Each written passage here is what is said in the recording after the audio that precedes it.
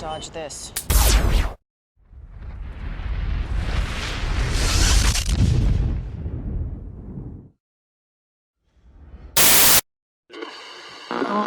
One world currency. The New World Order. Those are the roots of trouble. I imagine that right now you're feeling a bit like Alice, tumbling down the rabbit hole. Let me tell you why you're here. You're here because you know something. What you know you can't explain, but you feel it. You felt it your entire life. That there's something wrong with the world. You don't know what it is, but it's there, like a splinter in your mind, driving you mad. It is this feeling that has brought you to me. This is your last chance. After this, there is no turning back. You take the blue pill, the story ends. You wake up in your bed and believe whatever you want to believe. You take the red pill, you stay in Wonderland, and I show you how deep the rabbit hole goes. All I'm offering is the truth, nothing more.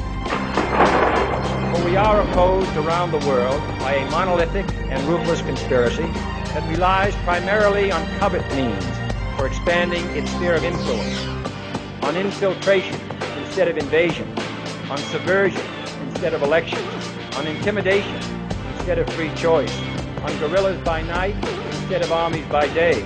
It is a system which has conscripted vast human and material resources into the building of a tightly knit, highly efficient machine that combines military, diplomatic, intelligence, economic, scientific, and political operations. Its preparations are concealed, not published. Its mistakes are buried, not headlined. Its dissenters are silenced, not praised. No expenditure is questioned, no rumor is printed, no secret is revealed. But I am asking your help in the tremendous task of informing and alerting the American people. And now, welcome to another episode of Down the Rabbit Hole. Here's your host from federaljack.com. It's Popeye. Ladies and gentlemen, welcome to another live edition of DTRH. It is July 23rd, 2015. On tonight's live edition, I have a jam-packed broadcast for you. I have two very special guests on tonight to talk about a new documentary film coming out. Very rare that we have new films coming out as of late. Years ago, there was a flood of them, one after another. But it's been kind of, I would say, at least a year and a half since I saw anything decent out there that actually put some good information out into the world. And I am pleased tonight to bring you the newest addition to the alternative media documentaries that are out there. And this one is powerful, ladies and gentlemen. Very powerful. It's called SHADOWRING. You can get the DVD. It's already out. I'm going to make sure that the filmmakers promote the hell out of where you can purchase it. And I encourage you to do so. If you have somebody in your family who's new to this whole thing, new to understanding this whole concept of a global government, a one world global government that they're pushing for on so many levels, this would be the film to get, ladies and gentlemen. Give this film to them. I'm not just saying this isn't hyperbole. I'm not just saying this because I'm friends with one of the filmmakers. It has nothing to do with it. No, ladies and gentlemen, I say this because it is the truth. I've watched the film not once, but twice, and I was actually rather impressed with what I saw. How it was put together, the presentation, the information. We're going to go over all that tonight. So anyway, without wasting any more time, I want to get right into it. Who do I have on tonight, ladies and gentlemen? Who do I have on? Who are the people behind this film, SHADOWRING? Well, first let me introduce filmmaker and producer Chris Emery, my good friend. He's also been involved in two other films with Free Your Mind Films. Chris, welcome back to the broadcast. Popeye, thank you. It's always an honor. Appreciate the invite back. Thank you, brother. I appreciate you coming on. And I also want to thank and introduce Mr. James Perloff, who's been a regular guest here to TFR broadcasts before, and he will be back on DTRH again in the future. James, welcome back. Thanks, and thanks for the advance invite for next time. And like I said, I'll make sure I bring the beer.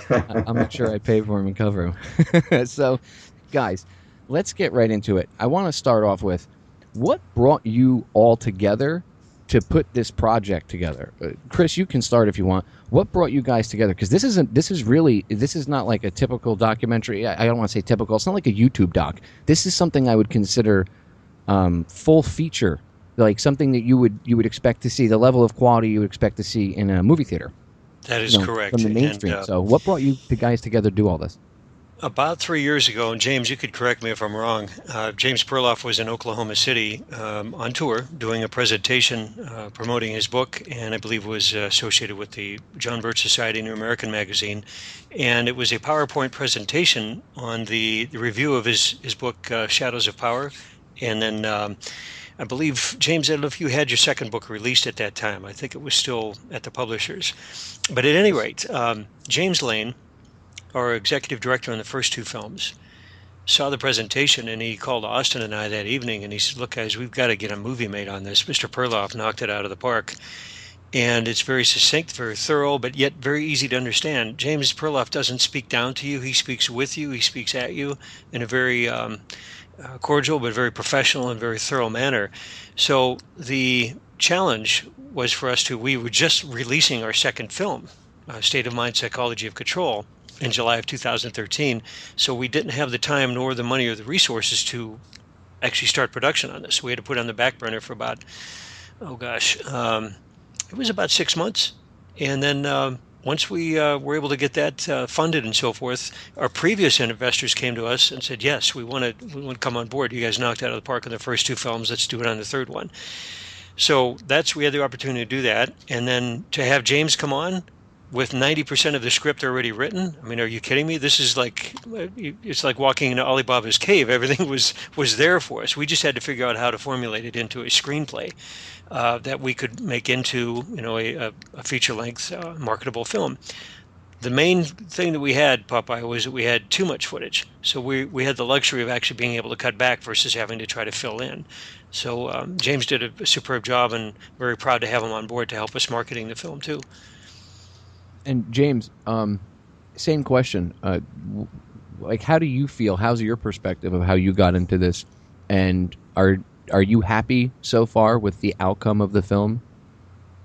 It's had a very good response. I came in as Chris was saying. I'd been doing PowerPoints for some time, and I'd been doing these PowerPoints for various groups: the John Birch Society, the Campaign for Liberty, Ron Paul groups, Oath Keepers, and it was basically an intro to the New World Order. And I kind of developed that over the years. I'd refine it. If people were getting bored at a certain part, I'd toss it out, and if something was working, I'd add more of that. And so I already had this, and it eventually actually became that the first chapters of my new book, Truth is a Lonely Warrior, which is kind of a follow-up to The Shadows of Power, which I'd written in 1988 about the Council on Foreign Relations. But when Free Mind Films approached me, this was really ideal because having done this as PowerPoint, I already had a lot of visual images that I'd used, and I already knew a lot of the images we could use that would lend themselves to a film. So it kind of went hand in hand with filmmaking. And when I submitted the script to Free Mind Films, I actually gave it to them in two versions. I gave them a Microsoft Word, which would be normal, but I also gave them the script in PowerPoint with images and some video links that they could click on and go to YouTube to see if they wanted to use that clip or not. So using modern technology, I was able to convert something I already had into a workable script. Well, you guys did a great job. I mean, I was actually rather impressed, with how you laid everything out, how you pieced everything together. I mean, you could tell you guys must have had a ton of video, a ton. You could see, I do editing, so I could see, where you guys cut and put things together, and I was just impressed. I was like, wow, I can only imagine what's on the editing room floor. Probably the best stuff. I'm just joking.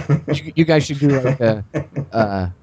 a second release. The uncut version, probably another 3.5 hours long. Honestly, the film itself, I honestly feel is going to be a really powerful tool to wake people up and get them to understand the totality of what's going on without bombarding them with too much stuff that might kick off you're a conspiracy retard in their head, which we all know is just a pejorative label, but we know how the general public has been programmed. And I honestly, I think that, again, you guys, Chris, the way you guys put films together, just like your other two previous films, just the way you guys do it, it has this. The presentation just it ups the level. You guys don't follow the path; you create your own out there. You set a new trend for documentary filmmakers and how to present information like this to the general public. Well, thank you, and that goes hand in hand with our entire crew. Richard Grove with Tragedy and Hope, outstanding job with helping us write our second film, and he was interviewed in the film. He really helped us carry the load across the goal line there. This film, of course, James was the counterpart to Richard Grove, so to speak, and we had the luxury of having 3 interns from the University of Oklahoma Film School. Superb, one of the best in the country. And they came on board. We gave them credits on the film, and I actually offered a scholarship to them, which was really cool. Nobody ever did that in the film school. So, but they came on and they really helped us with the motion graphics. We own the rights to everything on that film, all the way from the composition of the music to the artwork. It's amazing. We don't have to pay licensing fees out to anybody. So this is the first thorough film that we're able from scratch, and we're just very proud of it. The beauty of this is the DVD is the director's cut, 2 hours, 17 minutes. You could download that, and you asked me to plug the website, freemindfilms.com. You can get the DVD, or you can download it from Vimeo, and they do a beautiful job of as a repository for all of our trailers, motion graphic features, and whatnot, and they have all 3 of our films now. We're in the process and almost done with the theater cut, which is going to be 1 hour and 40 minutes. We've been asked to put that together by some individuals we're in preliminary negotiations to do a theater release of this film, which is huge, especially for a young film company like us. I'm not tooting our horn, but we really have to step back and say, even though this material is controversial, the audience is out there. They want it. They're hungry for this. And it's radio show hosts like you that are really helping us, take it to the next level. Well, you guys are providing the tools to educate the public. I mean, you guys, look, this is not stuff that is not all of it's new. A lot of this has been talked about before, but you guys present it in a fashion that's easily digestible for someone who has no idea about any of this. And in fact, didn't you have a really good reception at a screening you did back in May of this year? We did. May 2nd, we decided to, it was the first full-fledged screening. The other films, we had them in, living room of the director, 20, 25 people show up, and, had just a couple of questionnaires to fill out. This one, we says, all right, 122 people showed up. Every one of them bought an advanced copy of the film. They paid ahead of time. So when it released on June 6th, we had it in the mail to them. And we had ages 8 through 82 there. It was amazing. Demographics, World War II vets, Korean War vets, Vietnam, Iraqi War veterans, former government, state legislatures, law enforcement, the whole 9 yards. So it was a perfect group, just to really get a good demographic cross section. After the film was over, the final credits were rolling, we got a standing ovation. And there were 8 of us from the crew there, and we're looking at each other like, wow, we knew it was good. We don't know it was this good. And they were coming up to us very interested and saying, look, some were incredulous. They said, look, we had veterans or our relatives were killed in the wars. We had no idea that they were started under false pretense. And some were very upset. They're just venting at us. So it was amazing, the reaction, the age groups, and then the positive response we got. And we thought, if we could do that with 122 people in Oklahoma City, some of them complete strangers, just imagine what we could do on a worldwide platform. And we're off to the races on this. It's awesome. And like you said, the topics that are discussed in it are pretty heavy. And James, this is stuff that you've written about for years and stuff that you've talked about in plenty of interviews. And yet I would say that now, out of any time, people are more receptive and more open to this information. And I think that now is the time to push this type of stuff and even though to the awakened out there, it might seem that this is kind of like preaching to the choir, but we're not trying to reach you with this information. We're trying, the reason for you guys putting this stuff together in the format you did was to reach the people that are uninitiated, the people that are not awake, so to speak, to this information. And I would say that compared to like when you first started with putting your books out, James, to now, people are way more receptive, wouldn't you say? That's right, because when I put my first book out, The Shadows of Power, there was no internet, and if you want to do research, well, I was kind of lucky because I worked in the John Birch Society's research department for a couple of years, but usually you had to go to the library if you're going to do research and depend on a card catalog. It's not like today when you get information at the push of a button going to a search engine. But because of the advances in technology, people are getting more awake. The truth movement is having an impact. Shows like yours, networks like Truth Frequency Radio, are starting to scratch the surface of the broad public who are getting kind of turned off and saying, is there that much difference between the Republican presidential candidate and the Democratic presidential candidate? And how come Obama wanted to bomb Assad, and then 1 year later he wants us to bomb Assad's opponents in Syria? Isn't something that people are starting to sense that something's wrong here? And one thing that I think is working against the whole oligarchical Illuminati structure is that they're afraid of the awakening masses, so they've got their foot on the accelerator and doing some stuff that doesn't make sense, but the masses are saying this doesn't make sense. And since Fox and MSNBC and CNN don't tell them the truth, they're starting to look elsewhere, and they can find it readily on the internet. We wanted to capture that kind of person, just as you're saying. We want to step outside, not preach to the choir, but get those people who are uninitiated to the truth movement. Oh, I like how you guys showed the whole Federal Reserve part of the film. You didn't jump up and down. You didn't scream. It was all logic and fact, and it was just, bam, bam, bam, bam, fact after fact after fact. You can't refute these facts. This is just plain fact. That you don't like it, too bad. It is what it is. But you guys did so in such an intellectual, logical, yet relaxed way. I honestly feel that people that don't understand what the Federal Reserve is, they think it's oh my God, it must be federal. It has the word federal in it. Is Federal Express federal, ladies and gentlemen? No. But I digress. Anyway, I really think that you guys did a good job covering the Federal Reserve so that people that maybe might not have looked into that stuff before because they might have thought it was hokey, now it comes across as not hokey because of the presentation method itself. So well done, gentlemen. Yeah, I think that in addition to the PowerPoint comparison, another comparison to make is it's kind of like we're attorneys who are making a case to a jury. And so, yeah, we do use an evidentiary method. We try to present facts, but in a palatable, viewer-friendly way that will not bore people either. But very much, the public is our jury, and we are the I guess the prosecutors in this case, and the defense attorneys are the mainstream media.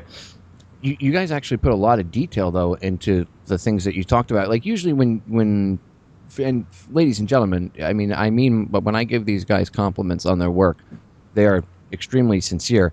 I'm a amateur filmmaker. I make YouTube documentaries. And as someone who understands editing, even on that level, I'm very impressed with how they put everything together. You guys went into detail on things. Most people, when they refer to in documentaries, if they refer to the main incident, it's covered for about 30 seconds, and that's it. You guys actually went into detail about the politics of what was going on surrounding it, and just giving it 5 or 10 minutes to explain that really helps the new people that don't have any comprehension of how the government would actually do this. They would actually stage things. The way you guys presented it was really good. You went over Vietnam too, very in depth. You guys explained the way you guys wrote the whole screenplay and had Sorbo narrate it and then edited everything together. It came across very easily to digest.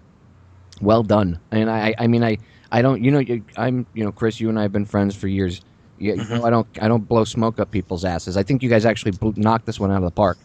Thank you, Popeye. And that means a lot coming from you because I know you really hold the bar higher. And I admire the work that you do on YouTube videos. Don't ever think that that's, don't denigrate yourself. You're the ace, man. And, anytime you ever want to come on board with us, if we've got, the need for help, by all means, we know who to call. So I just want to flip that back at you. You do great work. Well, thank you for the kind words. I really appreciate that. As I said, you guys, I really honestly think you guys knocked it out of the park. Before I forget, I want you to shamelessly plug the website again, because I know we only did it once, and I want people to be able to buy the DVD. And you guys have Twitter or Facebook, by the way? We do. There are actually a Facebook page for each of our films, as well as Free Mind Films. So I'm one of the administrators for the 4 pages, and then I cross-posted on mine. Twitter is for each of the films. In fact, they're embedded in the Facebook pages. And then we also have Pinterest. So we're getting out in the social media. The website itself is freemindfilms.com. And of course, it's the new format. If you go to the top left-hand corner, there's 3 horizontal lines. Just click on that. It'll give you the bio of our filmmakers. And then, of course, you have the choice of the films, and then some of our writing and articles that we put out related to the films. And then you can, on each of the film pages, you can have the video on demand download from Vimeo, or you can actually order the DVD. Very easy to navigate your way through, and we do appreciate your support buying the films or download. And I urge people to go do it. I mean, I've seen the documentary twice myself, and I think it was the director's cut version that I saw, and it was, yes, it's well worth whatever you're going to pay for the documentary. And then you can do screenings, which I would encourage you all to do your own screenings. That's the best thing to do. Just invite people over for like a party, have some beers, sit down, pop the movie in, and just let it play. Don't talk. Don't interrupt it. Don't try to interject your own commentary. Just shh. Let the film do the talking. Trust me, it'll take care of it on its own. James, I want you to plug your books too. Go ahead and shamelessly plug all your stuff as well. Well, my website is jamesperloff.com, and I'm likewise on Twitter. And the books, The Shadows of Power, has been a bestseller. It is about the Council on Foreign Relations, which, just to elaborate, that is the organization that the American hidden oligarchy uses to control the government at the federal cabinet level. Let me just back that up a little bit. This organization was founded in 1921, and since that time, they've produced 19 secretaries of state, 21 treasury secretaries, 23 defense secretaries, which includes the old War Department, and 16 CIA directors. So they're the ones who dominate whether the president is Republican or Democrat. And I've also written some books on creation versus evolution. I was stunned in the 1990s to discover how much evidence there is against Darwin's theory and the idea that life evolved by chance, random processes. And so I've written a couple of books on that and did quite a few PowerPoints. But my newest book is called Truth is a Lonely Warrior, and really the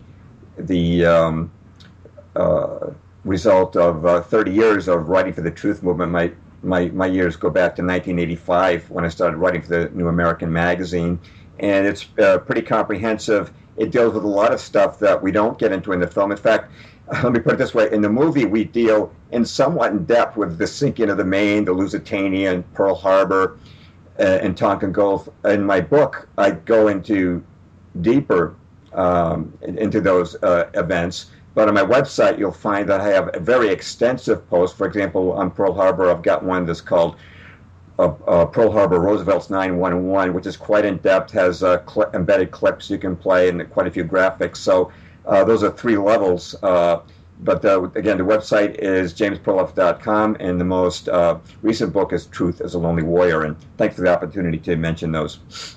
No worries. The work really speaks for itself, so people need to hear it and know about it. So I want to bring up, because we only have about 3 minutes before we go to the first break, but the show's already flying by.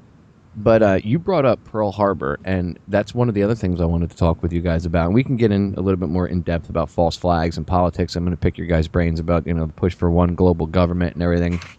And I'm going to let you both, talk your hearts out. So don't have any fear of just going off on certain subjects if I throw something to you. But what you guys did with Pearl Harbor, again, just like all the other presentations in there, most of the time things like that are just kind of glazed over. A couple facts are thrown out, and then that's it. And then it's always, because usually it's usually in like a 9/11 documentary or something about the Illuminati or the New World Order or whatnot. And you guys actually took the time again to go into detail and show all these facts and show how this is something that you don't know about, but this happened. And it gives the viewer, look, I'm a seasoned researcher, And there were a few things even I didn't realize that I picked up on. And I was like, oh, wow, I didn't know that. Like, I didn't know about that. You guys cited it was a research report or something, a paper that was done a couple years back by somebody stating that we're no longer, well, not that we already know we're no longer really a republic, but we're more of an oligarchy than a democracy or a republic. I mean, I didn't even know that report actually existed. I mean, we've said that, but here's an actual study or report into it, and it's actually there. So even I, a seasoned researcher, learned something from watching the film. So, I mean, the newbies, this thing it's going to bowl them over. Well done, guys. Well, I could give you that quote, and the reason that you might not have heard it is because the book is out of print, and it's out of print on purpose. How much time do we have, Popeye? Right now we got about a minute. So if you want, you can try to squeeze in, but we can get into detail on the other side about this, too. All right, this is Ferdinand Lundberg, financial writer, wrote for the Wall Street Journal, 1937. He said, quote, "The United States is owned and dominated by a hierarchy of its richest families. They are the living center of the oligarchy which dominates America, functioning under a democratic form of government behind which a de facto government, absolutist and plutocratic, has taken form. This de facto government actually is the government of the United States, invisible, shadowy. It's the government of money and a dollar democracy," unquote. That is so true, and it was written almost 80 years ago. Well, it could have been written yesterday with how on point it is. I'm going to pause this right there because the break's going to sneak up on us, guys. Ladies and gentlemen, do not go anywhere. During the break, I urge you to go over to the website, pick up a copy of the film, go over to James's website, check out his books, get a copy of his books. You know how I feel about physical copies of books. Ebooks are great, but they can also go and delete that crap. It's really much harder to delete something that's on printed paper. Just remember that. Anyway, we're going to break. Stay tuned. 3 short minutes. We'll be right back. We are back, ladies and gentlemen. So I want to get right back into it. We got cut off by the break, and we were just getting into the meat of things. So, one world government. Let's not cut around, take the long way around this. Let's not take the scenic road. Let's cut right to the heart of this. One world government. That's what this whole plan is, correct, gentlemen? The push for a global government.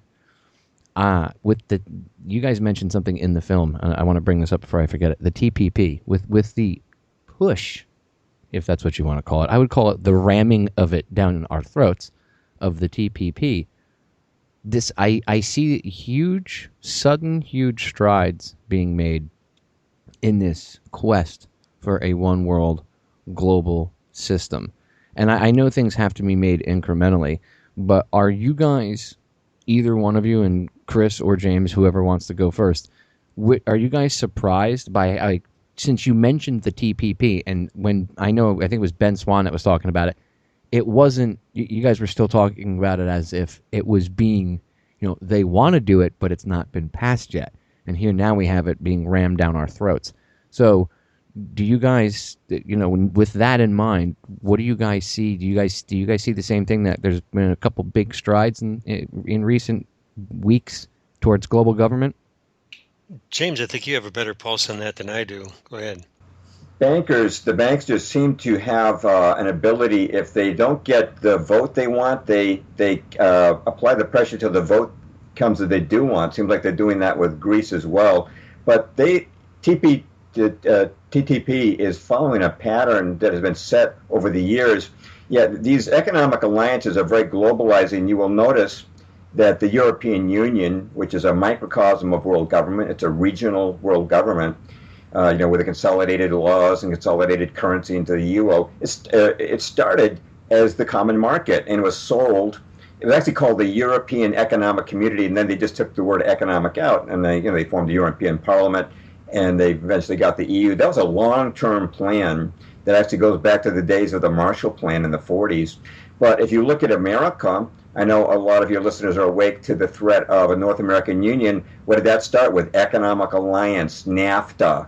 And then you see the CFR, the Council on Foreign Relations, proposing that for security reasons we should start to team up with Mexico and Canada, our trading partners, to form a continent-wide Homeland Security Department. That was proposed by Robert Pastor of the Council on Foreign Relations in their flagship journal, Foreign Affairs. So this is a pattern, and of course they also want They have also wanted to partner with Europe, and that goes back to the days of the 50s when they were proposing actually an Atlantic Union, and they had something called the Atlantic Union Committee, dominated by CFR members, and they actually had resolutions proposed in Congress to form a political union with Europe at that time.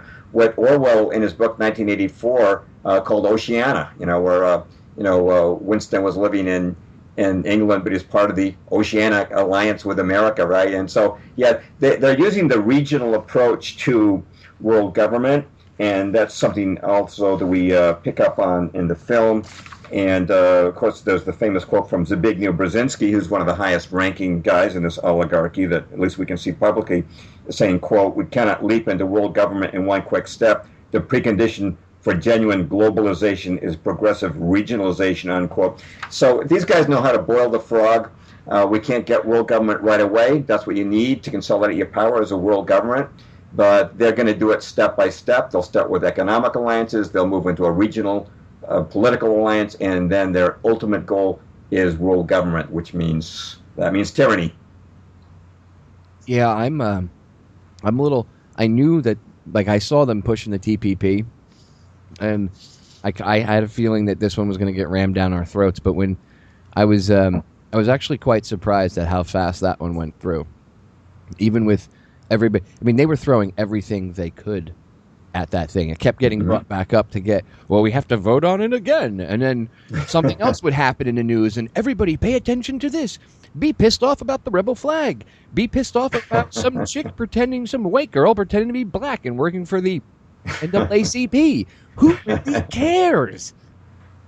They just passed the TPP, and everybody's arguing over the stupidest crap. But that's how they do. So to me, like, as a researcher, as someone who understands the whole game, when I saw them throwing everything, including the kitchen sink, to keep the TPP going, I've seen them do this before, but not to this level. And it doesn't scare me. It shows me that they're scared. They're scared of everybody waking up and realizing what's going on. And because if people do, then this is over. Because all people have to do is say no. If everybody in the world that wasn't part of this said no, it would be game over. If everybody in this country said no, it would be game over. You wouldn't even need everyone. You would just need a certain percentage to get to that tipping point. And I really think they're scared, and that's why they're pushing this stuff. But I do see certain strides towards global government. Now they're trying to push this. I was just talking to Mike Murphy the other day, another filmmaker. What and why in the world are they spraying? And but he talks about geoengineering, and he just came back from Paris, and he was telling me that through quote unquote global warming or climate change, whatever, they're trying to get this one world government. Like, that's their, oh my God, climate change is so bad, we need a one world government to deal with it. And so it's more strides that in the past, I'd say a couple of months, some of them are being made, and then some are being blocked. What do you guys see, James? I was just going to say that you're absolutely right about the environmental, the climate change being used. As a matter of fact, you may know that more than once recently, the president has said that climate change is our highest national security concern, which is an interesting comment. It brings to mind that they used climate events as an excuse for mandatory evacuations, and what happens if we have like sort of a huge national climate event. But that was a book published back in 1967. It was a leaked think tank study called Report from Iron Mountain. You might be familiar with that. And the think tank's task, their assigned task, had been to find out, since nuclear weapons seemed to be making war obsolete, and war had long been used to rally people around the flag and get them to obey the government, they said, we need a new threat. And the threat that they finally settled on, this is 1967, was the environment. And I think that's really where a lot of this is rooted in. And then after that, you started to see a lot of environmental concerns, spotted owls and ozone layer and pollution and overpopulation and so forth. And of course, they are generating this now. They're actually generating climate threats through the engineering of the weather. It's a big new. Brzezinski talked about in 1970 in his book Between Two Ages. He talked about how a nation can be brought to its knees through weather modification. So that's what they're definitely doing. And of course, they like to use weather geoengineering because when something like a tornado happens, well, I mean, if you dropped a bomb on a town, people would say, who dropped the bomb? But if you level the town in the same way with a tornado, people say, well, I guess it's an act of God, and we better do something to to cut down global warming. We all need to be regulated more so we have less carbon output. And it's basically the environmental movement was a pretext for control. I mean, we absolutely are in favor of natural approaches. We're absolutely against GMOs and things like that. But the radical green, the idea of superimposed government control, that is coming from the top. That's coming from the establishment. And actually, in the back of my book, Truth is a Lonely Warrior, I've got an appendix that shows the amount, the huge, just countless millions of dollars that have been poured into different environmental groups by the major establishment foundations. So this is definitely part of their agenda. And they're using it right now, and they have everybody, the Pope, everybody running around, oh my God, climate change. And I mean, I don't want to get off on geoengineering or anything like that because that's a whole side issue. But the point is, they mess with the environment, then they turn around and go, "Oh, look, there's a problem.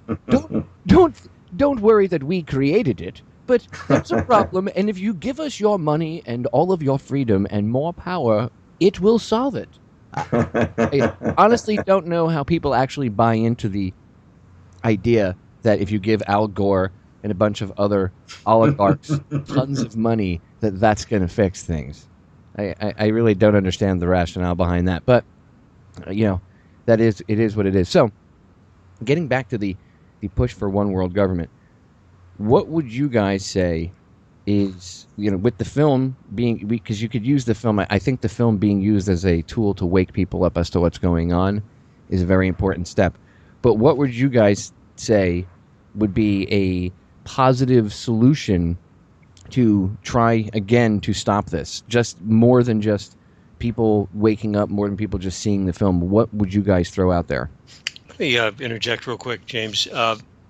Jim Marrs did a great, his seminal comment. He says, yeah, it's great to have a one world government, but he said that, what are you going to get? What are you going to accomplish with a one world government? He said it's going to be absolute abject tyranny. And he said that's the worst case scenario. That is, it would be completely insane to even think that would even work. So my suggestion would be, and in my experience living in Oklahoma, as one of the, I think there were 27 or 28 states that wanted the 10th Amendment resolution passed, and it did pass in the House and the Senate. The governor vetoed it. But I think we have to go on the local level, both on the community, the county, and the state, because the federal government never has and never will have our best interests in mind. So if we can take back our states, there's no way that our government is going to enter into any agreement on our behalf, because we're the last bastion of freedom. We have our Second Amendment here in the United States, and I know Switzerland and a handful of other countries do. But that's what we need to do: get back on the local level, or else it's game over. Agreed, James.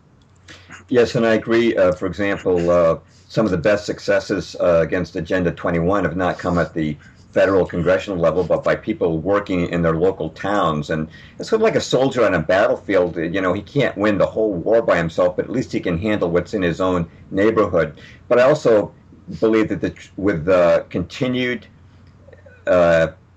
pursuit of truth by the truth movement and reaching people, that it's conceivable that we could reach enough individuals, enough of the population, that this thing could start to implode, because they're not too afraid of a few truthers, but they are afraid of the awakened masses. And if enough people start to wake up, some of these politicians on the federal level will start to back down as well. So what we're doing here with this film, with your show, with Truth Frequency Ready, and the entire alternative media, replacing the lies of the hired propagandists of mainstream media, has the potential to take this thing down. Especially, there are people in the military, for example, or intelligence agencies, and do they really want to work for this evil oligarchy? Because the chemtrails are poisoning them too, and the vaccines and etc. So The more we spread this and the more we are convincing, because we have truth on our side. They've got the money, we've got the truth. The more we spread this message of truth, the better the chances are. So we need to keep at it. I agree. I mean, I do think people waking up, quote unquote, waking up has a big thing to do with it. But I think it's just more than people knowing. People actually have to get involved. People have to walk the walk. There's a fine line between actually, saying you're going to do something and then actually doing it. And if more people actually lived, that's why I actually have on the right side of my neck. Chris, I think you've seen the the pictures of this. It says "Be the change" on the side of my neck. I have it tattooed. It's there for a reason. I actually live my life in that mantra, and if we could just get everybody to change their perspective, you guys do as well. And you can see via the work that you do and the energy and the love that you put into your work, you both put a lot of time and energy and love into the things that you do for humanity. So if you didn't love humanity, you wouldn't be doing that. You know what I mean? You'd be doing shortcuts, not caring. So if everybody could just shift their perspective like that, they wouldn't have this power over us, and it would be game over. Exactly. Sounds good to me. It would be game over, and that's one of the reasons I think that they're acting so fast with the push for global government all of a sudden, because they're afraid. It's like rats on a sinking ship. They're scared. They realize that their time is coming to an end, that their global government, this plan that they've been working for, it's already over. They've already lost. I really believe that they've already lost, if you want to know the truth. Oh yeah, with the way the internet is, technology, information, instantaneous. There's no way you can't. There's no pulling the reins in on that anymore. That train's left the station, and so it's a futile effort on their part.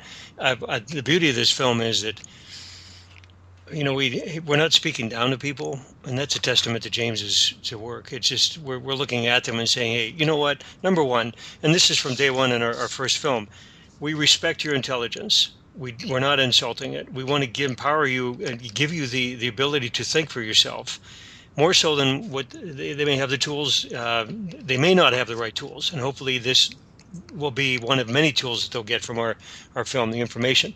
And the second thing is to pass it on to younger generations, because, not to sound altruistic, we're not going to be around forever. What is our legacy? What are we going to leave our children? We're going to leave them a pile of barnyard manure, or want to give them something of quality to look forward to, wake up in the morning, and it's just the ability to think on their own. The second film, Eldon Taylor, one of the psychologists that we interviewed, again, another seminal comment that really stuck out. This is, when was the last time you had an original thought? Really, I mean, when was the last time you said, okay, this is, I'm a beautiful human being. I'm a beautiful creation of whomever, whatever deity you believe in. I happen to be of the Christian faith. Not everybody does, okay. But you have so many gifts that you're given when you're born. You tap into that, and it's great. So that's what all of our movies are trying to do, just inspire you to think for yourself. And hopefully we're giving you some tools to do that. And by the way, plug the name of your other two films, because I don't think we have. Sure. And once again, you can order it on freemindfilms.com. A Noble Eye, Oklahoma City, 1995, feature-length, multi-award-winning documentary about the Oklahoma City bombing. And it was the follow-up, State of Mind, Psychology of Control. The impetus behind that film was a lot of the feedback and a lot of the emails we were getting from our customers from the first film worldwide. They're asking us just simply, in with rough translation into English from wherever they were, it says, why didn't people ask about the bombing? Why wasn't there more scrutiny? And so that's what really inspired us to do the second film. Well, both the first two films were amazing, and then I expected nothing less from El Numero Tres, and I saw it, and I was just like, well, knocked it out of the park again. Thanks, Papa. I appreciate that. We don't take that for granted. We were really breaking the sweat on this one, and we did put a lot more resources into it, had a lot more investors step forward, much to our, we were very flattered, but, the level of responsibility and, the message is even stronger in the third one, so. Awesomeness, because really, man, I'm glad people helped you out. I'm glad it came together the way it did, And in the second hour, we're going to get into detail about a few other things I want to pick your guys' brains about. I want to talk about the Rockefellers a little bit for people that don't really understand some of the details there. Again, one of the reasons I like this film is the way you guys present stuff. When you lay it out, you put out the facts. It's not just hyperbole that somebody said on a YouTube video and then you're reiterating it. You guys actually went out and did in-depth research, so it's fact. It's verifiable fact that's there. It's not hyperbole. It's not something that's being misrepresented. And that's important for people.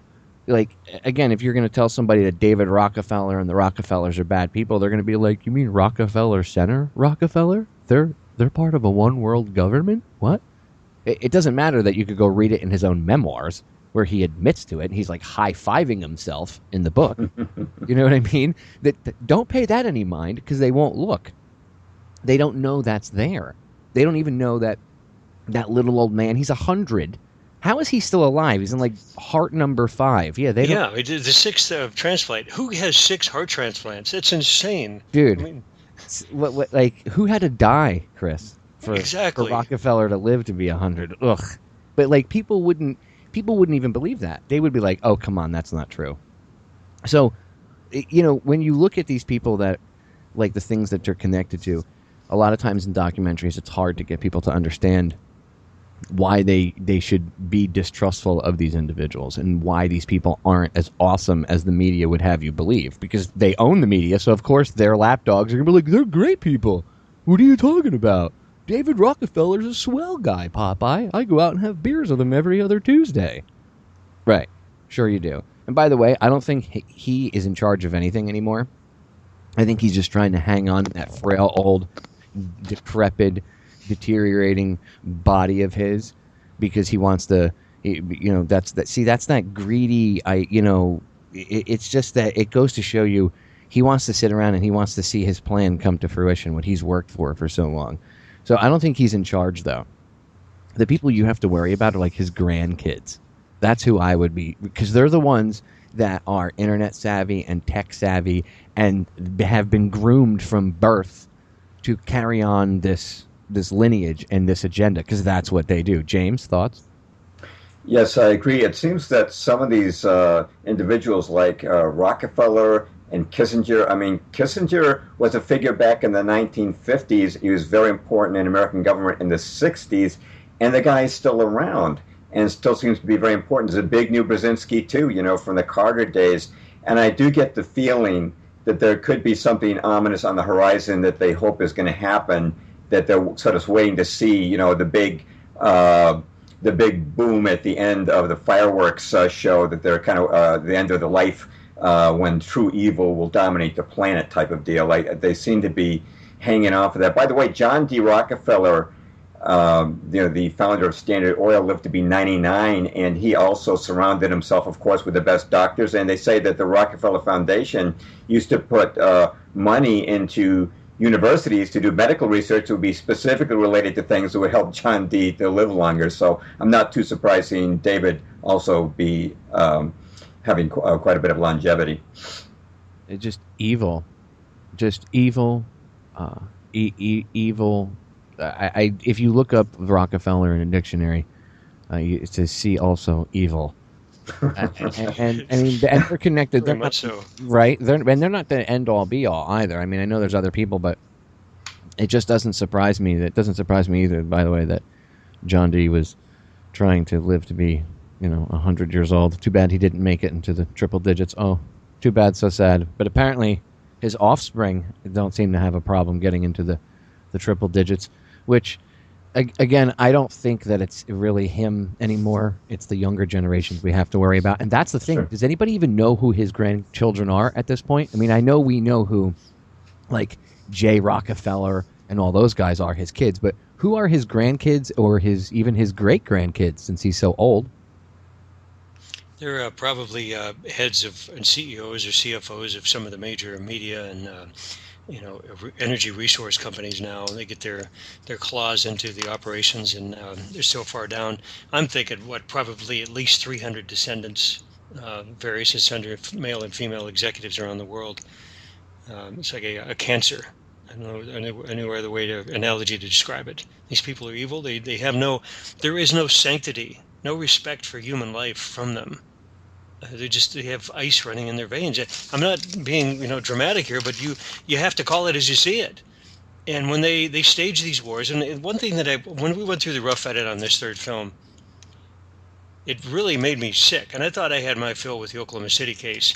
But to see the insidious and the calculated and the measured approach that they did to start these wars, knowing full well, not hundreds or thousands, but tens of thousands of people would be killed, and especially the Gulf War with the depleted uranium, we're talking millions of people, for generations to come are going to continue to die because of that war, and have abject poverty and the illnesses that can come forward. These people know full well what the consequences are, and they still push the button to make these wars happen. That's disgusting. There is no respect for human life. They're of another realm that we can't even comprehend, but we have the tools to stop them. Yeah, within each and every one of us. And first is understanding what's going on. I like how you likened it to cancer. You can't get rid of the disease, or you can't get rid of whatever's wrong with you, an illness or dysfunction, whatever you want to call it. You can't address it unless you know it's there first. So you have to be aware of it. And by the way, James, you've mentioned Zbigniew Brzezinski about 100 times. Two things. One, Brzezinski, he's so evil. Have you noticed, like him and Kissinger, and as these guys get older, like their bodies can no longer put off that facade of normal-looking human, and their inner evil is just seeping out of them, and he literally is turning into like some sort of skeletal demon creature. His eyes are sinking into his head, so his inner evil is oozing out. So that's one. Two, just to show you how they're all connected, the media, and then the government and all these people. Well, Brzezinski, Mr. Trilateral Commission himself, right? His daughter Mika is a quote-unquote co-host on a morning show on MSNBC with Joe Scarborough, former senator. Yeah, I noticed that a few days ago. They were carping about how Hillary Clinton's numbers are upside down. It's like, well, she's another evil person. This is a Republican. This isn't. There's no political stripe here. I mean, she is evil, and there's no way about it. You're right. So what is she doing co-hosting the show? Well, it just goes to show you how it's all interconnected. I'm going to pause this right there because I know the break is sneaking up on us. I'm looking at the clock right now. Ladies and gentlemen, do not go anywhere. We got another hour of this. Okay? Go check out the website. Get the film. Go to James's website. Get his books. We'll be back in 3 short, quick minutes. Stay tuned. Ladies and gentlemen, we are back with hour number 2 here on tonight's live edition of Down the Rabbit Hole. I am your host, Popeye, of federaljack.com, popeyeradio.com, and of course my YouTube archive channel, DTRH Radio Archives. That's Delta Tango Romeo Hotel Radio Archives over on YouTube. Go check it out. Subscribe. You can follow me over at Twitter at DTRH_Popeye. Check me out. Anyway, we're back with hour number 2.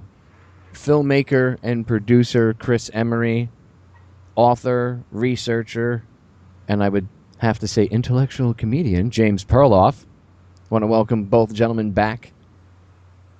So, when we got interrupted by hour number 1's break, gentlemen, we were getting kind of into the meat and potatoes of things. And I'd like to get back into that. And because we only have an hour left, and I know there's a few things I would like to throw out there. So, getting back towards the Rockefellers just for a minute, and not to just stay focused on them, but I just want to point this out, that these elitist families, again, them, people like Brzezinski, it's no surprise that, and others, it's no surprise how, like, Brzezinski's daughter is in the media. You can see the connections there, and then, like, he's in the Trilateral Commission, and then all these other people in the media are in the Council on Foreign Relations, which, by the way, you guys did, and I didn't say this in the first hour, but you guys did a hell of a job exposing the CFR. Well done. Well done with the editing, well done with the information. James, I would assume that was a lot of your work and info about the Council on Foreign Relations that they use, because that was some in-depth stuff. And people need to know. I don't think anybody realizes how in-depth the CFR has their hands into things. I want to sidetrack into the CFR for a minute, because we've been talking about some of these different roundtable groups. You heard me mention the Trilateral Commission. So the Council on Foreign Relations, again, the Rockefeller connection. Okay, James, I'll let you go first. The Council on Foreign Relations. Why should the listeners be concerned with such a group? It sounds innocuous. It's just a council that talks about relations with foreign countries. What's the big deal?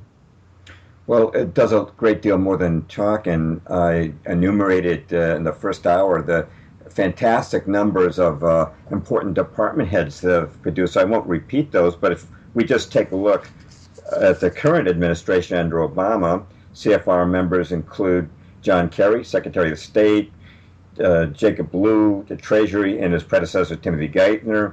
Also, Ashton Carter, who's the new Defense Secretary, and his predecessor, Chuck Hagel, and his predecessor, Robert Gates, all CFR, and the head of Homeland Security, Jay Johnson, and Penny Pritzker at Commerce, and Ernest Moniz at Energy. And get this year, Obama appointed 4 people to the Fed. Janet Yellen, of course, the head of the governors, and Stanley Fischer as vice chairman, and Lael Brainerd and Jerome Powell to positions on the Federal Reserve Board, and all 4 members of the Council on Foreign Relations. Now, this is not a gigantic group. They only have less than 5,000 members, yet they always end up in the key positions of control. And people might wonder, well, what's the problem with that? Well, the problem is that they've been schooled in the very thing we were talking about at the first hour, which is the idea of world government. The CFR was, in fact, created for the express purpose of generating world government. It was created after the Senate had rejected our entering the League of Nations in 1919. And what was the League of Nations? It was the first formal attempt to create a world government. But America stayed out, and so the bankers who had accompanied Woodrow Wilson to Paris at the Paris Peace Conference, where the League of Nations was proposed, got together at the Majestic Hotel in Paris and proposed to form a new organization in America that would change the climate of opinion here.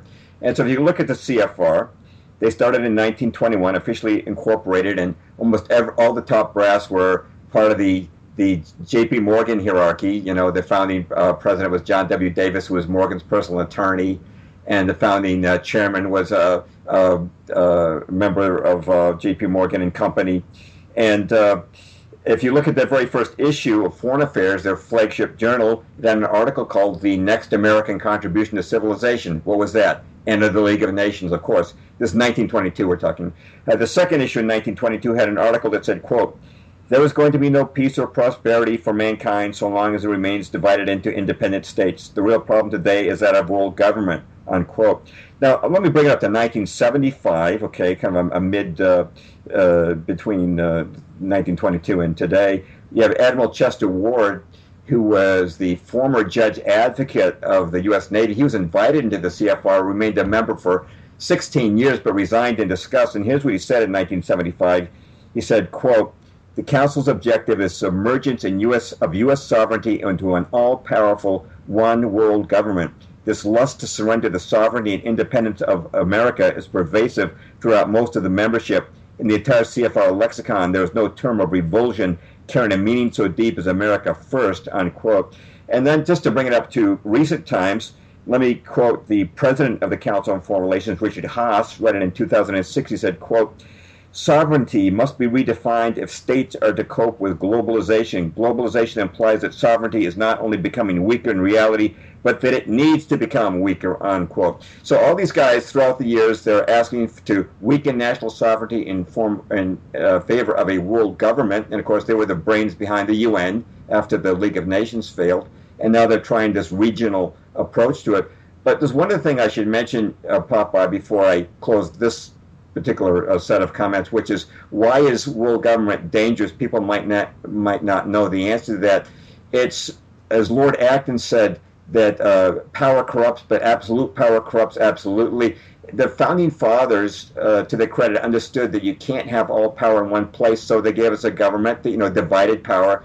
you didn't just have the president having all power. You had the Congress, and within Congress, a check and a balance between the House and the Senate. And then you had the judiciary was supposed to keep the other branches in check. And then the states, there goes the Confederate flag, right? The states were supposed to keep the federal government in check. And of course, Chris was mentioning the 10th Amendment, whereby all powers not delegated to the federal government, the Constitution, would belong to the states. So putting all power in one place, just like putting all your money in one place, it's a bad idea. Without checks and balances, you get tyranny. Without nations, separate nations to keep a check and balance on each other, you would end up with a tyranny as well. And that's why the EU and these other incremental steps we're seeing are, in fact, very dangerous.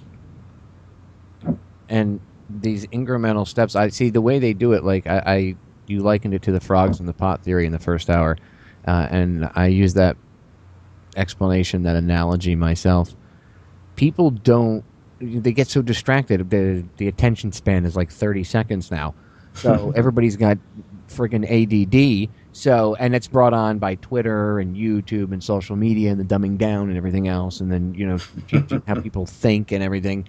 And I know a lot of that is engineered, but nobody's paying attention. Everybody's got the attention span of a goldfish. So they can actually even do this stuff even faster now. It's still incremental, but it's even a faster pace than they were doing, I would say, even 10 years ago.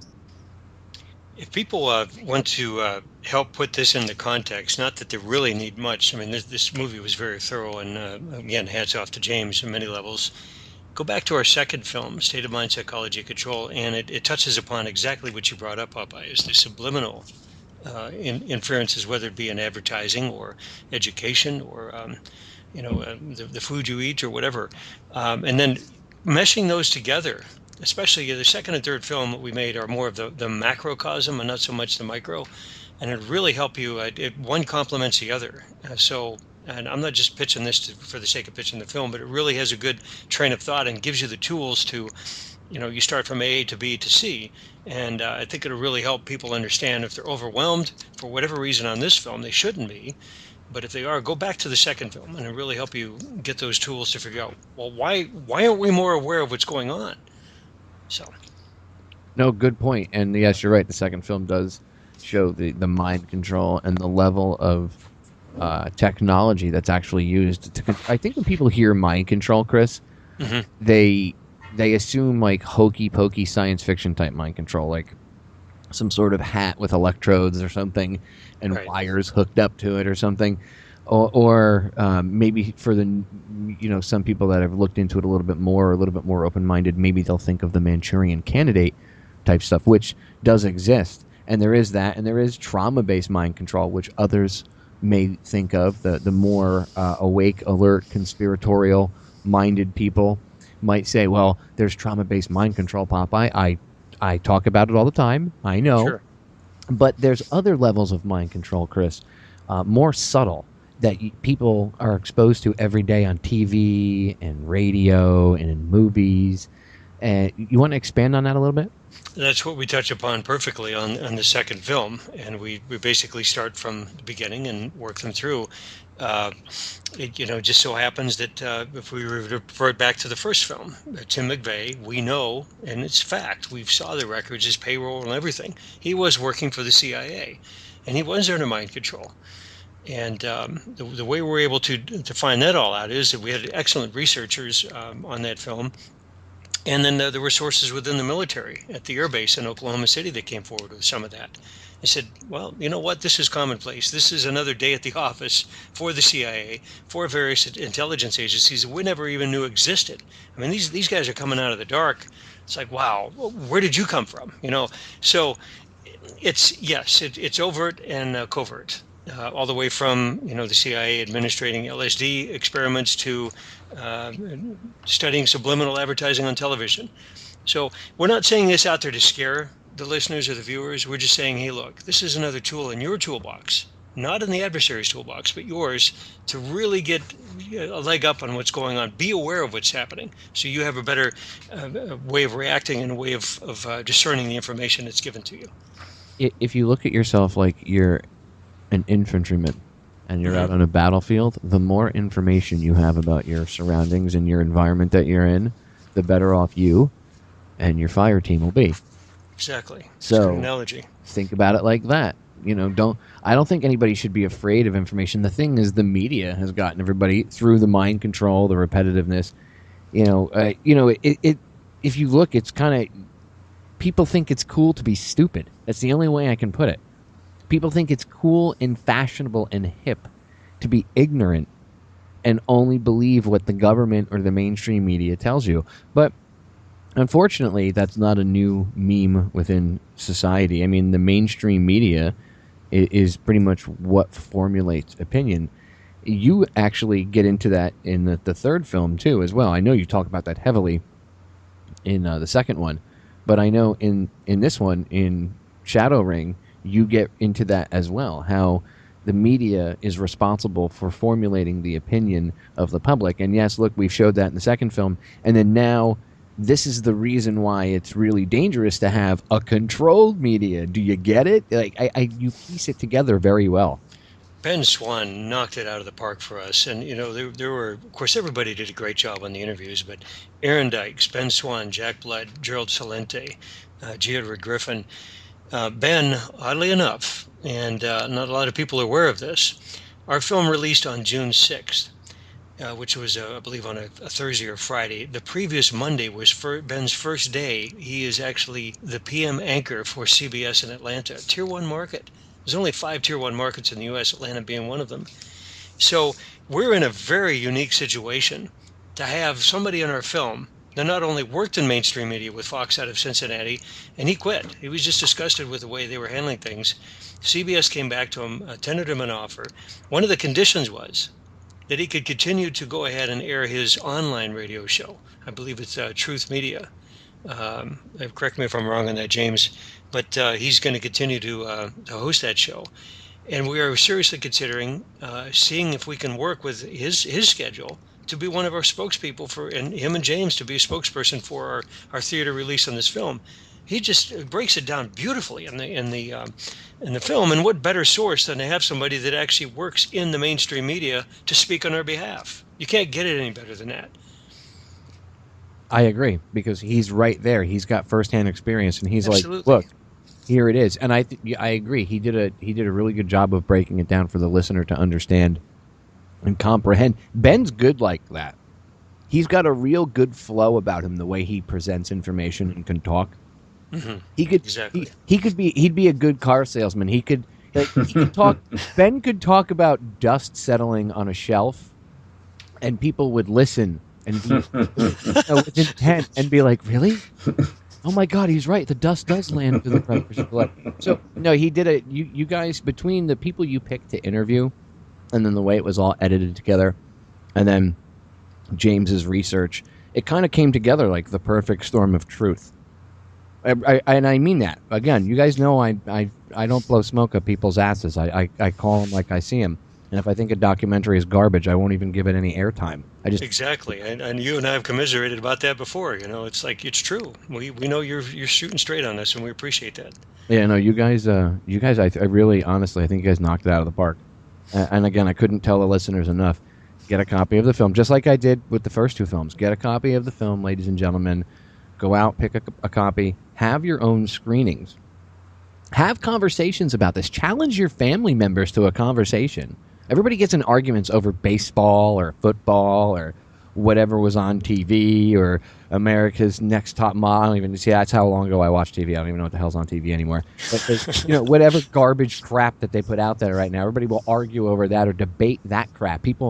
Guys know the statistics of their favorite football player or baseball player. But do they know who's on the Council on Foreign Relations and in their local media? Do they know who have those connections? Do they know who have CIA connections? Do they know anything about the CIA? Do they know anything? I mean, really, is baseball that important? No, it's not. Is football that important? No, it's not. Those are children's games, ladies and gentlemen. That's stuff that we leave behind when we're like 15, 16 years old and we turn into somewhat young adults. We start to get into the early adulthood years where we have to learn to be adults, right? And we start to leave that kind of childish behavior behind. By the time we're in our 20s, we should not be playing, we shouldn't be idolizing sports players. We should be idolizing free thinkers, filmmakers, researchers, people that make you think outside the box. You shouldn't be idolizing some dope because he can throw a football 100 yards, or or kick a football through a set of goalposts better than anybody else. Ooh, well, that takes real talent. Okay, we can debate what real talent is, but, and I'm not picking on anybody's sports. I know athletics does take talent, but come on, really, there's certain things that need to take precedence. What do you think's more important, the Super Bowl or the TPP being passed?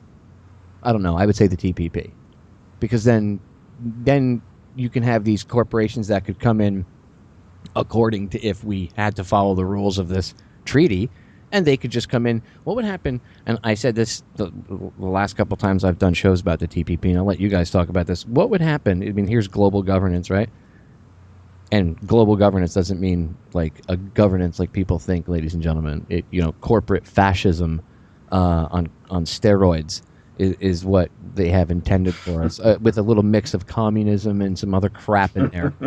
Which communism is just illuminism. It all goes back to Weishaupt's writings, the Communist Manifesto's BS. Anyway, I'm sidetracking myself, but and people don't know what I'm talking about. Go read None Dare Call It Conspiracy by Gary Allen. It's a good place to start with learning a little bit more about communism and everything else. Oh, and guess whose names come up again? The Rockefellers. All right, James, you sound like you want to interject and say something. Well, I was enjoying everything, not really, but I was going to comment at that moment that it was None Dare Call It Conspiracy that turned me on to all of this. It was 1978. I saw a girl reading that book, and I had one of those moments, and I always have to say that, I'm not one of those kooky people who says, God speaks to me and tells me to do something every day, but once every 10 years, I will really suddenly feel something outside of me motivated me. Something told me I had to get that book, even though I didn't speak to the girl or look inside the book. And so I pursued it, found it in the bookstore, read it, and that just opened my eyes for the first time that history actually had an agenda and a pattern, and was not what I was taught in school. Things were not happening by chance. Gary Allen talked in that book about the CFR and the Federal Reserve. And that's when I got hooked. And 7 years later, I was writing for the New American. So that book was what kicked it off for me. Well, and I have a copy sitting here on my bookshelf. I'm looking at it right now. So yeah, it's definitely that and Smedley Butler's book on War as a Racket. You have these bookend books, so to speak, foundation books. It's funny how we all kind of have some of the same books in our collections, because mine's about 3.5 feet behind me to the right on my bookshelf. Boy, oh boy, the stuff he was a trailblazer, as many others were, and so... He wrote another book called The Rockefeller File. Mm-hmm. Mm-hmm. I vaguely remember that one. I have a copy of that book, too. See, there's a lot of stuff like people don't know. You want to find good stuff, go to a used bookstore, and they'll have conspiracy sections or politics sections or Cold War era sections, and just go spend an hour or two perusing through the used bookstore. You'd be surprised what you found. But I just cleaned the JFK section out at one in Detroit about 2 weeks ago. Wow! I went in there. I was like a kid at a toy store. It's like, oh my god, and everything was like $3. I took a milk crate, Chris, and I was just like, you drop $100, it's what, $3,000 worth of books. It's Dude, insane. Seriously, I dropped about $150, and I probably got easily over $450 worth of books, close to $500 for the books. Case in point, guys, real quick, 30 seconds. The first film that we did, Oklahoma City, I was at a Half Price Books, literally a half a mile from Cowboy Stadium in Arlington, Texas, and spent an hour there. Walked up to the political book section.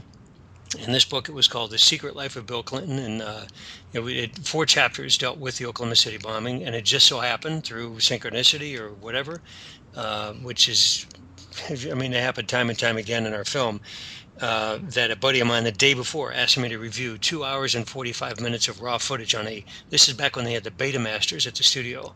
He still had a Betamaster that the FBI never got their hands on.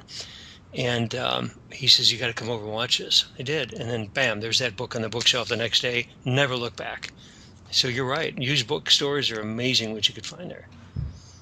Absolutely. There's I got to look it up during the. Actually, I could look it up right now while we're talking. The one in Detroit I went to, right off the top of my head, I can't remember. I had posted the picture of it. Here, let me look. It's John King Books in Detroit. Yes. It's been on CNN before. This thing's 4 stories tall. Oh my gosh. It's dude. You guys would go in there, and I would be like, "See you, James. See you, Chris." We'd walk in at 8:00 in the morning, and I'd catch you guys later on about 6 for beers. I'd be like, "Yeah, I'll see you when they close." I mean, It looked like a Sherpa hauling books out in this canvas bag over our back. they actually have an old elevator system that runs in the building, and they'll take stuff like if you have a milk crate full of books. They asked me, they were like, if you need another empty one, we can get you another empty one. Take that down to the register for you. So they already kind of are used to that. Awesome. I found a book from a book called A Heritage of Stone by Garrison about his views, like not the investigation, but his views, on the whole assassination, everything. I never even knew that book existed. And I've been researching the Kennedy assassination over 20 years. I didn't even know the book existed, and I found it, and I was like, this is coming home with me. Yes. It's always good to have that. Used bookstores are the place to go. So if people want to do research, you want to learn stuff, I would suggest you go to the used bookstore. You'll find a lot of stuff from like Gary Allen and all that. Anyway, so I know I sidetracked myself from the TPP rant, but my point was this. With that thing being passed, and we got about 2 minutes before we go to break, and we can pick up on this on the other side. But with the TPP being passed, what if a company, like let's say because there's debate whether Monsanto actually did buy Z or Blackwater or Academy, whatever the hell you want to call them, because they change their name every 15 minutes to cover up their war crimes. Yeah. See, I'm sarcastic too. Yeah, so there's this debate whether or not they really did it. People say they did. People say they didn't. I've seen the evidence that says, yes, they did actually buy the company. So say Monsanto says, oh, look, under the TPP, you guys over in Florida, right? You guys, the state decided you don't want GMO seeds in your state anymore. Well, you know what? You're hurting our business. And since you won't comply with the TPP, and our federal government would have to, technically step aside, and they would, they could send their own mercenaries in to do like SWAT-style raids on places, I guess, if they wanted to, or enact martial law in their own way, and we wouldn't have any recourse because the Constitution would be put aside for this treaty. And I know that may sound drastic to some people, but it's not. It's not out of the realm of possibility. Unfortunately, I wish it was. I wish that was crazy talk. I wish I sounded like, some Looney Tune. And maybe some of you think I do. But unfortunately, that's the reality with the TPP being passed. That corporations now can just tell the United States government, you and your Constitution can eat it because, you signed on to the TPP. Thank your congressmen and senators and, Barack Obama for everybody for signing it and high-fiving each other behind the scenes while they all get payoffs and selling out the country. Well done. And thank you, everybody, for getting pissed off over the Confederate flag and, again, over whether or not that chick, the white chick pretending to be black that worked for the NAACP, whether any of that really mattered or affected things, I don't really think so. But, hey, let's all get pissed off over that. Ridiculous. We're going to break, guys. We got about 30 seconds. I'm going to get your thoughts on that on the other side. But, ladies and gentlemen, I'm not trying to be a fearmonger. I'm trying to point out facts here. We need to face the facts that this is now, unfortunately, it went from, well, that's kind of crazy talk that's out there to, well, now this is kind of in the realm of possibility now. So we need to face that and figure out a way to deal with it. That's the best way to fix a problem. We'll be right back. Stay tuned. 3 short minutes. Go get the film. Go get James's books. Educate yourself. We are back, ladies and gentlemen. Final segment. Wow, this show went mad fast tonight. Again, go check out James's website and go check out Chris's website. In fact, before we get into it, guys, because I know we're going to get into a ton of details and we might get sidetracked and forget. Chris, go ahead and plug the website, any YouTube, Facebook, Twitter, anything else. And then James, when he's done, I want you to plug all of your stuff as well. And, feel free to plug anything that you feel is pertinent. Don't leave anything out. So go ahead, Chris, you start. Our website, you can order all 3 of our films, including the newest Shadowring, at freemindfilms.com. 3 horizontal lines, top left-hand corner. Click on that, drop-down menu for the films. We have the trailers, all the bios of different people we interviewed. And the third one, SHADOWRING, we have an expanded website on that. It gives a bio not only of the writer James Perloff, but of our award-winning Hollywood actor Kevin Sorbo. Just knocked it out of the park. Popeye can testify to that. Just a great guy to work with. Had the opportunity to speak with him several times. And he's the one that's opening the door to help us do theater distribution. freemindfilms.com. James, go ahead. Plug anything you want. Thanks. My website is jamesperloff.com, and it's Perloff. And you can go there, click on my books, from The Shadows of Power to Tornado in a Junkyard, which deal with creation versus evolution, to my current book, Truth is a Lonely Warrior, which is a comprehensive look at the whole business of the drive for world government and everything that accompanies it, right through population control, weather control, and secret societies, and I tried to cover every facet in a way that would be palatable for people, kind of like what we're doing with the movie Shadowring. And you'll also find quite a few posts there. You'll find a lot of historical posts that go into greater depth that we can get into in the movie or in this show, but I also try to keep it some current topics there. I have something on Jade Helm. In fact, just a minute ago, it seemed like we got buzzed by a chopper here. And I also have an article on the Charleston incident. And right now I'm working on something on 911. I have an extensive chapter on 911 in my book, Truth is a Lonely Warrior. But I don't have anything on my blog because it's been covered so much. But recently there's been things coming out, new insights from people like Rebecca Ross. So I'm trying to revisit that. And that's what I'm working on right now. Awesome. Thank you guys for everything that you do, by the way. I know you guys spend a lot of time, and like I said in the first hour, you guys put a lot of love and energy into the things you do. And I know the listeners and other researchers out there genuinely appreciate what both of you gentlemen do. So, from one warrior to the both of you, salute. I appreciate what you guys do. And a salute back. Yeah, likewise. There's no way we get the word out without radio show hosts like you. So I can't tell you how many times we got thumped out the back door with the garbage on the curb, by mainstream media. It's like, okay, that's the way you guys want to operate. We're going to do an end run, and see ya. We're going to have you in our dust. So, Chris, did they have a trap door that they pushed a button and you fell down this tunnel into the garbage? Yeah, like something out of the Munsters, but it's a little more subtle than that. But we pretty much get the hint. Like the Shanghai tunnels exactly in Seattle and stuff from back in the day. So before we went to break, guys, I was ranting about the TPP and the very real unfortunate possibility now that perhaps a corporation could send in a militant wing of itself, which would what I would consider, if Monsanto actually did buy a company like Blackwater or Z, whatever the hell their name is now, Academy, whatever they call themselves. We'll just call them paid killers. How about that? So those guys. So they have their own mercenary little army, and there is this possibility that they could just say, I know that would cause an incident, but what really could our government do? Technically, if they signed this treaty, our government would have to sit back. Our federal agents, all of their firepower and manpower and anti-terrorism units and Bearcats and tanks and all our anti-terrorist police state stuff, they'd have to stand down and put a thumb in it because they wouldn't be able to do anything, and these corporations could come in and they could, theoretically, SWAT team people or do whatever they wanted and force people to do things.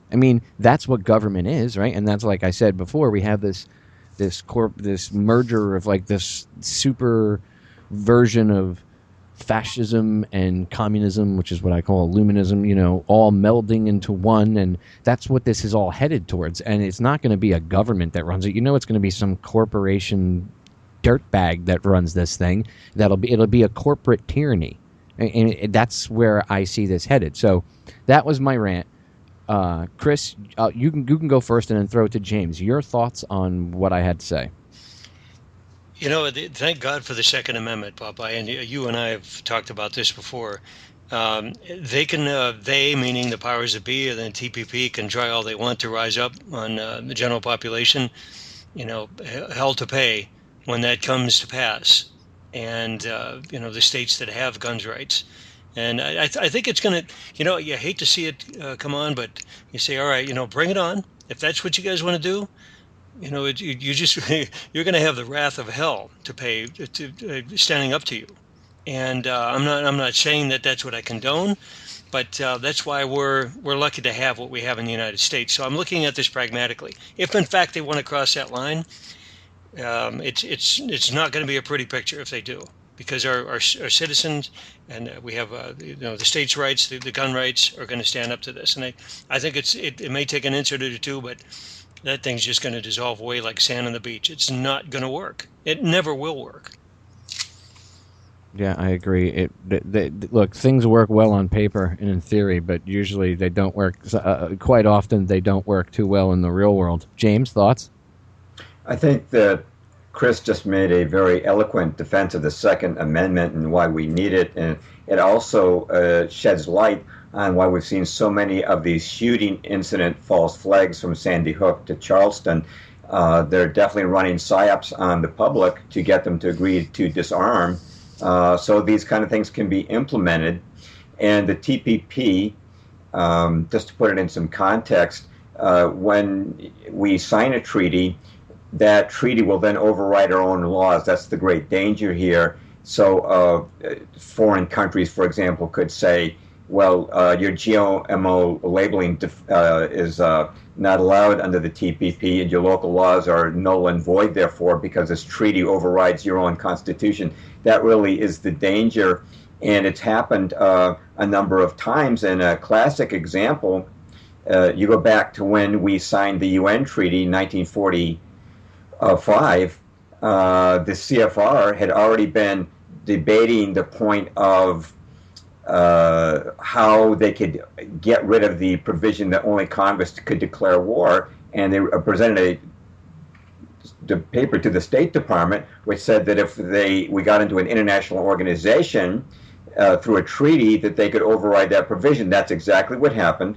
And if you go to the Korean War, the first war we fought after World War II, you'll see that Harry Truman sent troops to Korea without so much as consulting the Congress. So we haven't had a declaration of war since we signed the UN treaty. It's a bygone thing. There's never any declaration of war. And Harry Truman explained to the public, he said, this is not a war, it's a police action. And some police action, though. We had over 30,000 dead, over 100,000 wounded. There was a war, but through Orwellian semantics, they called it a police action. But the point here to drive home is that by signing something like the TPP, you lose the laws that your own elected representatives, hopefully they've been elected and good men, have passed for your own protection. And now it's you're subject to these provisions of the TPP, which we don't even know what they are. They haven't even been made public. But since they're dictated by multinational corporations, it's a sure bet. I will take any bets that they will be very negative and very detrimental to the American public. It just amazes me how people can defend, pushing this and voting for it, and they haven't even read it. They don't even know what's in it. And they're like, oh, it's cool, don't worry about it. And they've been told what's going to happen, like the negative consequences, and they're like, it's cool. So you have to, they have to be bought off. Everybody that voted yes has to have gotten paid. Anybody that voted yes, somebody should investigate. It would probably take a team of people, but they should investigate the monetary donations or the bank accounts, see who just got large sums of money or a trip to Vegas or Cancun or something, or a new house.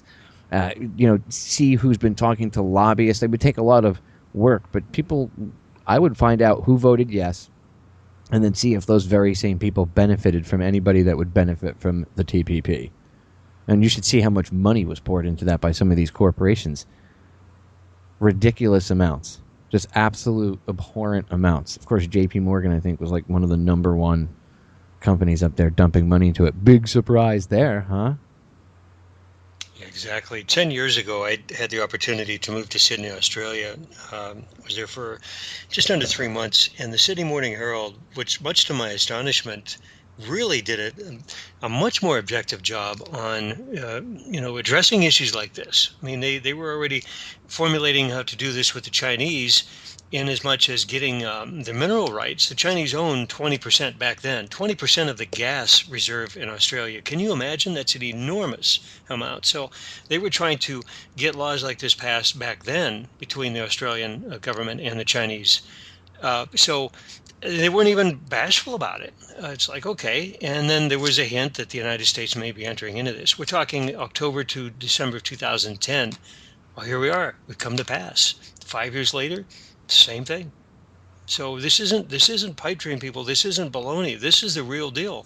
Your rights are being incrementally given away to the highest bidder. It's absolutely disgusting. And people are more focused on, again, a flag or something stupid to distract them. And every week it's something else. And I mean, you can see how far we are and how controlled we are to a certain extent. That people were, I mean, there's people there's a new challenge out, I guess, on social media to rip rebel flags down from people's houses or vehicles, and people are just recording themselves walking up to people's vehicles in middle of traffic and ripping flags off or ripping them off of a house or something. What happens if someone shoots them? It's these games and the stuff that's put out there by, I would say, agent provocateurs to continue this divide and conquer meme, to keep people distracted, arguing amongst each other, just like my T-shirt says, the Uncle Jack character I have on the front of the shirt, where he's got the it looks like Uncle Sam, but he's shadowy, and he's got a Republican puppet and a Democrat puppet. And it says, I want you to fight amongst each other, argue and fight amongst each other, while I retain complete control. And That's it's awesome. Two puppets, and then in his top hat is the all-seeing eye.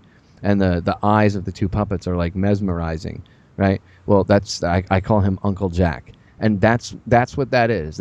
Everybody's arguing and fighting. It doesn't matter if it's Republican, Democrat, gay, straight, black, white. It does not matter. They'll divide everybody on any level that they possibly can to keep you distracted from things like the TPP, because that's what really matters.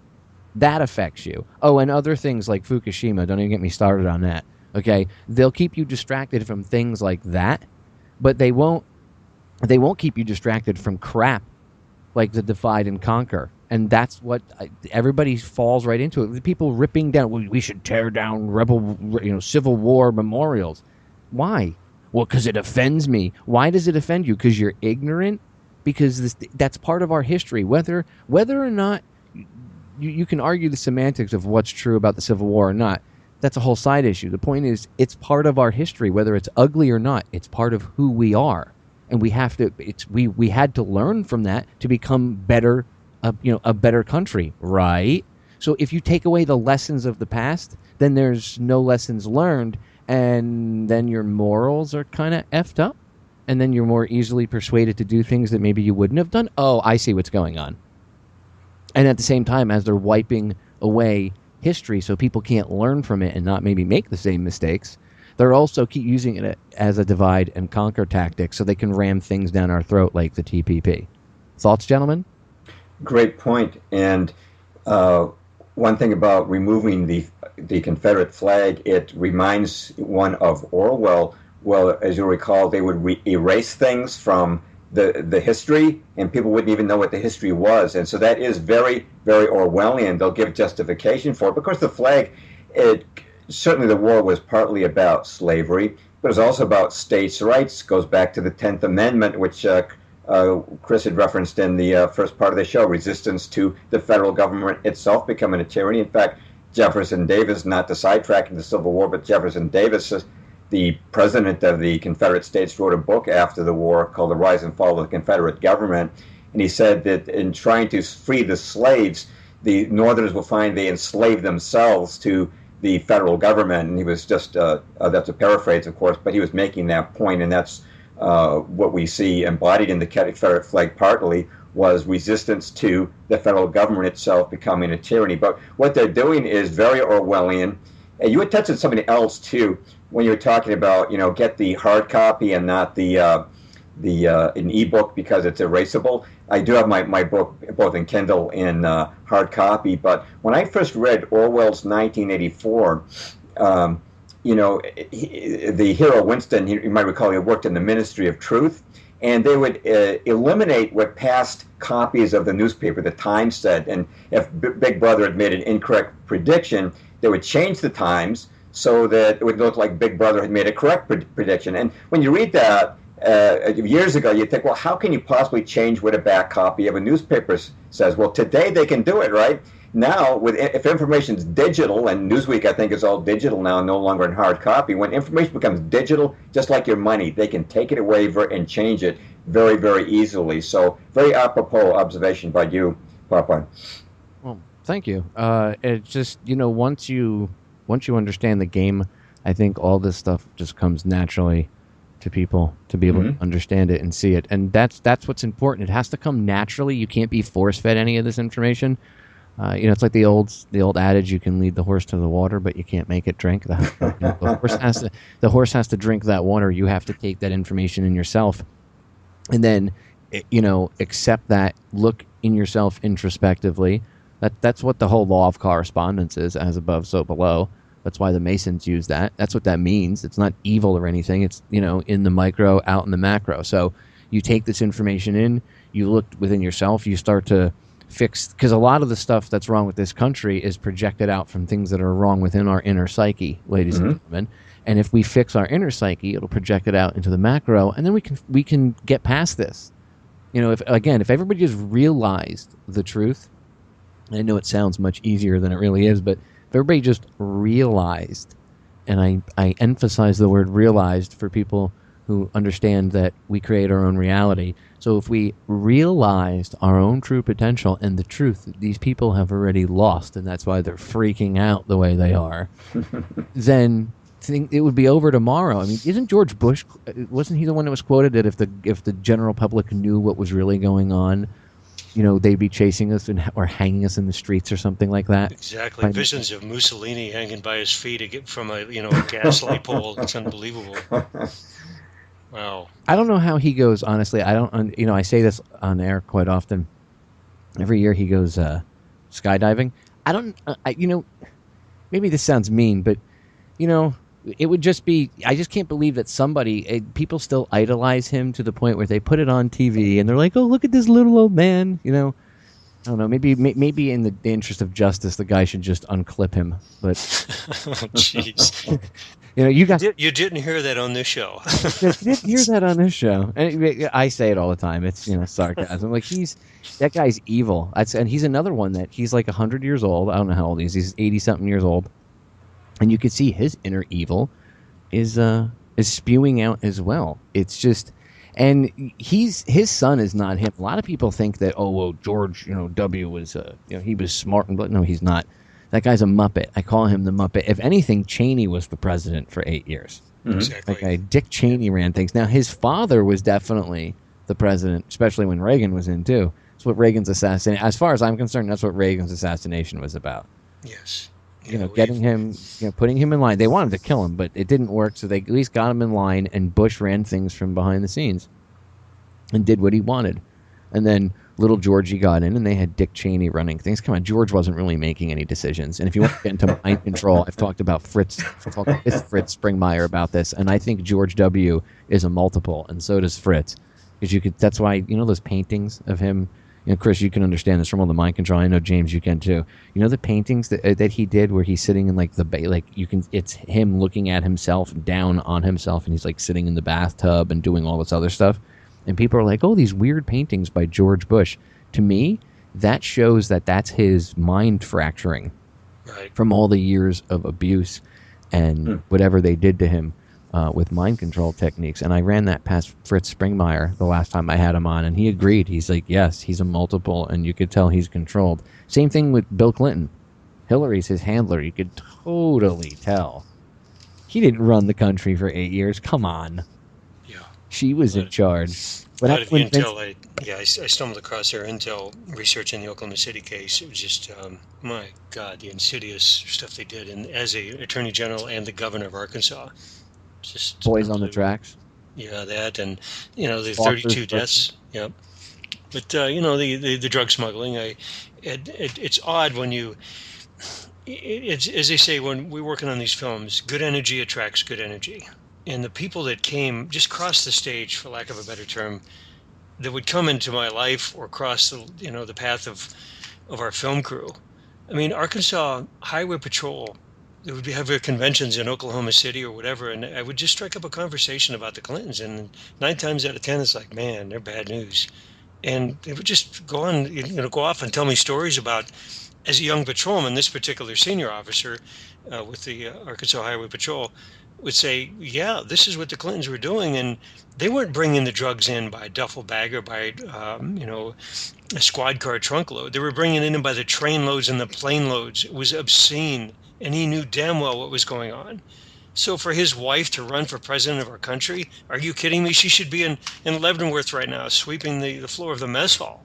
I'm not being trite, but it's just way beyond reason. It's insane. Actually, sweeping the floor of the mess hall, I think, is kind of light duty for what Hillary's. Yes. You mentioned a chain gang? Yeah. She's evil, man. And here, I wanted to play this before. It's kind of apropos that you bring up Hillary Clinton, and like we were talking about her, and how evil she is. Because I wanted to play this earlier when we were talking about the CFR. Have you guys ever heard when she was speaking at the Council on Foreign Relations when she was Secretary of State, and she admitted that the CFR tells them what to do? She's bragging about it like another day at the office. It's no. I've got that quote in my book. Yeah. I'm gonna play the audio for like 30 seconds. It's about 28 seconds. I'm gonna play it for the listeners so they know what we're talking about.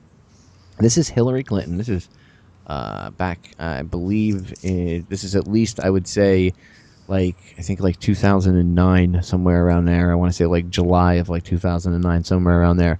And she's speaking at the Council on Foreign Relations. Listen what she says. And remember what James talked about when he got into detail a little earlier about the Council on Foreign Relations and how, what they do. And remember who the Rockefellers are. Remember, it's founded by the Rockefellers. Remember these roundtable groups, and they have all these little meetings like Bohemian Grove and blah, blah, blah. Remember, all this has interconnections. Now listen to what Hillary Clinton, and yeah, she's evil just like that, so deal with it, ladies and gentlemen. Listen to what Hillary has to say. Thank you very much, Richard, and I am delighted to be here in these new headquarters. I have been often to, the mothership in New York City, but it's good to have an outpost of the council right here down the street from the State Department. We get a lot of advice from the council, so this will mean I won't have as far to go to be told what we should be doing and how we should think about the future. So there you go, ladies and gentlemen. That's Hillary Clinton as Secretary of State admitting that you just heard her say in her own words, I don't have far to go to be told what to do and how to think. Done. There you go. She just outed herself. I mean, I couldn't make it any more plain. It's right there in your face. But then they'll tell you, she'll lie to you and, try to come up with 16 different reasons as to why she said that, and the media will cover as to why she said it. If somebody has to put, and this goes even down to your personal life, if somebody has to put that much effort into explaining or re-explaining 15 or 16 times and changing their story to justify, quote unquote, why they did something or said something, they're probably bullshitting you.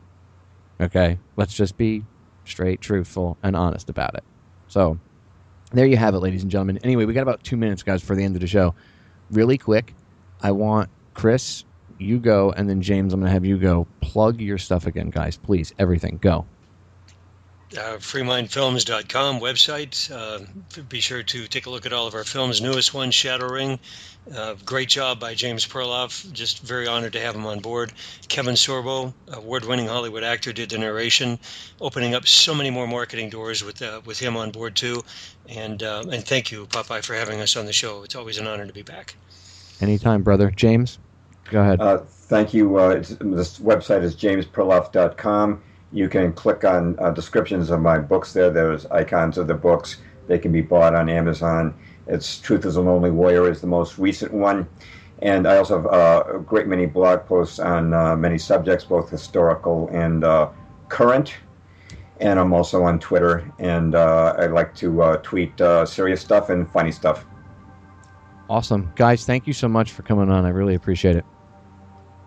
Thank you. You've been a marvelous host, a really rational guy with a good sense of priority about, you have a spiritual and mental take on things, not just pure politics. I really appreciate you as a host. Exactly. I was going to say the same thing. Well, thank you both, gentlemen. Thank you for that, James, and thank you, Chris. I really appreciate that, guys. Thank you for the kind words.